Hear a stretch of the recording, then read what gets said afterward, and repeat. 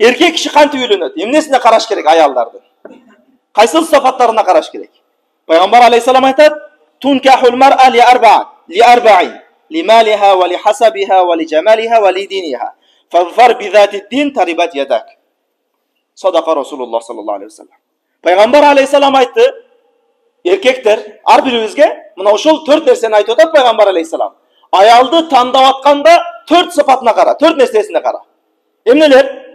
Valimaliha, anın mal dünyasına kara. Mal dünyası degende bayinizde degen manide emес бұл жерде. Özüң менен тең болsun. Şariatta fiqh kitaplarında kuf degen maseleni alıp kelет. Kuf degen tengdik. Tengdik degeni kedey insan baydı tandabasın. Bay insan kedeydi tandabasın. Özü менен mal dünyası тең болsun. Sebep baydın kızını alsan anı bağalbay, anı kursağın toyga salbay ömürün ötet. Ha özüң bay bolup bir kedeydin kızını alsan, anda al insan senin үйüngө келгенде көп кетиши мүмкүн. Мисалы да. Ошон үчүн Пайгамбар алейхиссалам айтты эмне деди?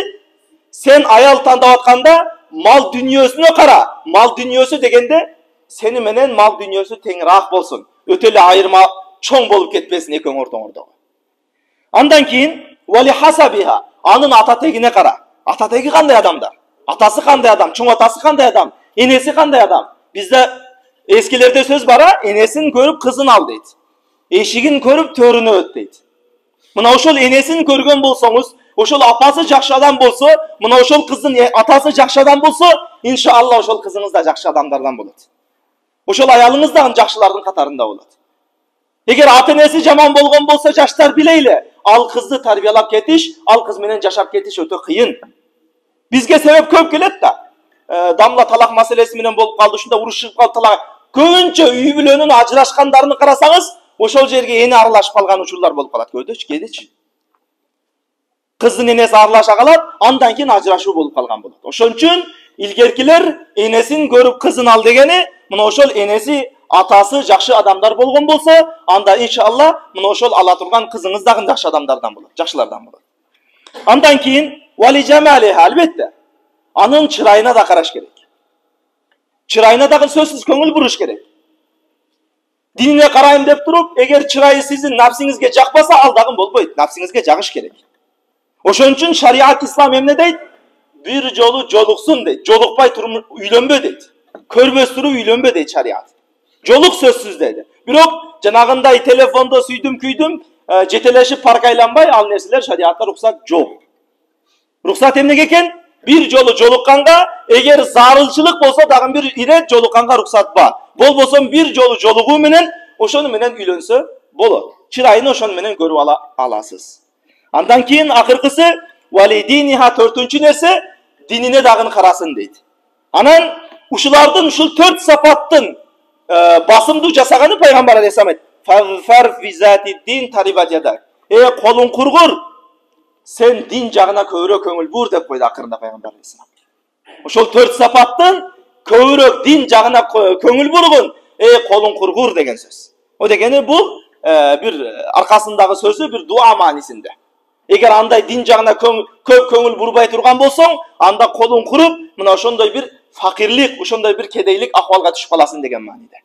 Din жагына көбүрөөк көңүл бур. Албетте, din жагына сөзсүз көңүл бурайлы. Кыздын таквасына, уятына, адеп аклагына сөзсүз көңүл бурайлы. Сиз менен bir жолу жолуккан учурда бетиңизге тик карап, кеңири сиз менен сүйлөшүп аткан болсо, анда кичине узагыраак болгон жакшыраак.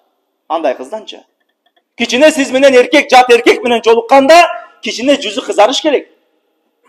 Кичине жүзү кызар уялбаса, ал кызда уят, хая деген нерсе кичине узагыраак болуп калтыр деген сөз. Уяты жок, аялдын эң жакшы сыпаттарынын бирөөсү уяттуулук. Уяттуулугу жок аял, ал жакшы аялдардын катарына кирбейт.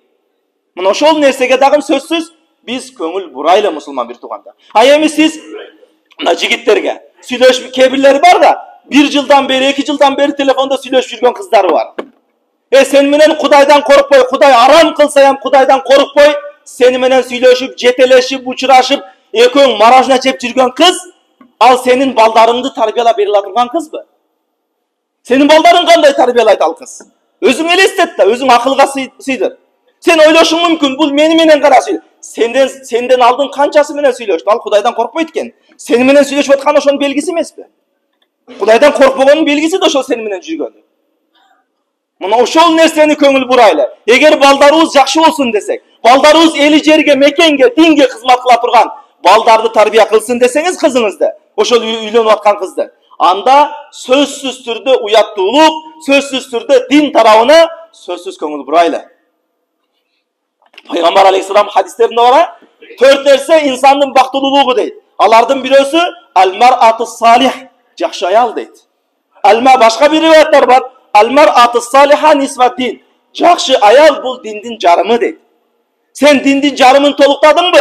Калган жарымына иттақилла фи шақиха. Аллахтан коркун, калган жарымында сен Аллахтан корк дейт. Жарымыны турлайсың ошол жақшы аял менен дейт. Бирок жақшы аялды табыш 1 жыл, 2 жыл сүйлөшүү менен болбойт. Дагын кескин айтам. 1-2 жыл аны менен сүйлөшүү менен жақшы аялды таптым дебеңиз сиз. Илгеркилер де үйлөнүш керек. Мына аксакалдардын үйлөнгөндөрүн уксаңыздар, мына ушулар жакшылакай жашап жүрөт го аксакалдарыбыз. Бир жолу көргөн, атасы айткан же бир чоң атасы айткан, ошонун негизинде бир жолу көргөн канчалаган перзенттерди, канчалаган исламга кубат берген перзенттерди тарбия кылып коюшту.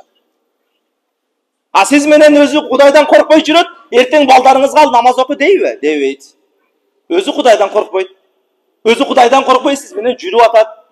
Келиңиздер жигиттер, ошон үчүн жалпыбыз Кудайдан коркконуна сөзсүз көңүл бурайлы.